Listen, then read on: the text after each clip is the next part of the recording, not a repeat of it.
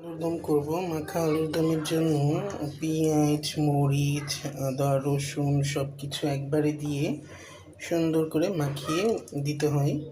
দেন আমি সেভাবেই রান্না করব। তো দেখেন আমি কিভাবে মাখিয়ে দিচ্ছি। লবণটা দিয়ে দিলাম, অল্প করে মরিচের গুঁড়ো দিলাম। যেহেতু আলুর দমটা অতিরিক্ত ঝালও হবে না, অতিরিক্ত ঝাল ছাড়াও হবে না, দিয়ে দিলাম ধনিয়া গুঁড়া, হলুদের গুঁড়া,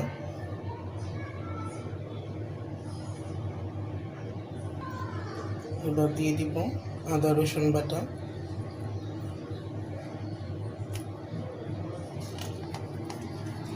একটু ভালো করে এগুলোর গায়ে মাখিয়ে দিয়ে তারপরে তেল দিয়ে আমি একটু পানি দিয়ে এটাকে বসিয়ে দেব। পরিমাণ মতো পানি দেওয়ার পরে এখানে আমি তেলটা দিয়ে দিচ্ছি।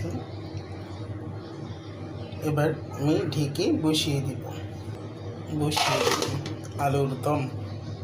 এরকম করে আলুর দম কারা কারা রান্না করে খান, এটা খুব সহজ একটা পদ্ধতি। যারা একটু সিম্পলি তাড়াতাড়ি করতে চান তারা এভাবেই করেই আলুর দমটা রান্না করতে পারেন।